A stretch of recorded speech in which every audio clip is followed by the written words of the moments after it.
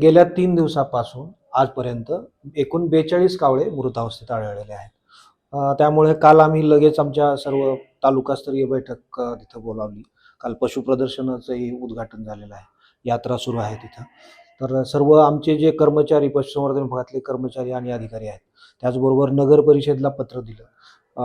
उपविभागीय अधिकारी तिथं आले होते. त्यांना पण याबाबतीत आम्ही सांगितलं आणि आमच्या लोकांना सतर्क राहून आणि त्याचबरोबर शीघ्र कृती दलाची जिल्हास्तरीय आम्ही हे केलेली आहे, स्थापना केलेली आहे आणि सर्व जे नागरिक आहेत किंवा पशुपालक, शेतकरी सर्व नागरिकांना मी एवढं सांगतो की याबाबतीत घाबरून जायची गरज नाही. कारण आजच रिपोर्ट आलेला आहे. त्याच्यामध्ये आपल्याला बर्ड फ्लू सदृश आजार असण्याची भीती होती. परंतु प्राथमिक ह्याच्यामध्ये आर-टी-पी-सी-आर आणि त्यांनी रॅपिड अँटिजेन टेस्ट केलेली आहे.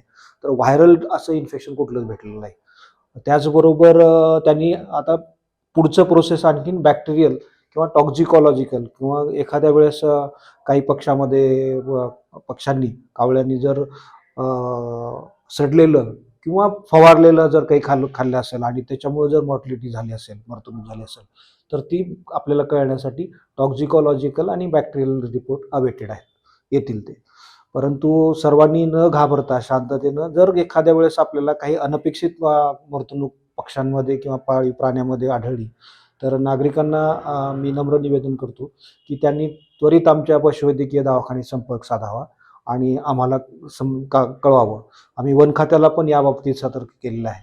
वन खात्यांना विभागाला पण पत्र देऊन जर त्यांच्याकडून आम्ही मदत घेऊ आणि आमच्याकडे ज्या काही बर्ड फ्लूसाठी किंवा एखादं इन्फेक्शन जर आलं, त्यासाठी आर-आर-टी टीम स्थापन करून त्याबाबतीत पी-पी किट किंवा सॅनिटायझर्स, चुना वगैरे लागतो, त्याचबरोबर बाकी सॅनिटायझर डिटर्जंट्स लागतात.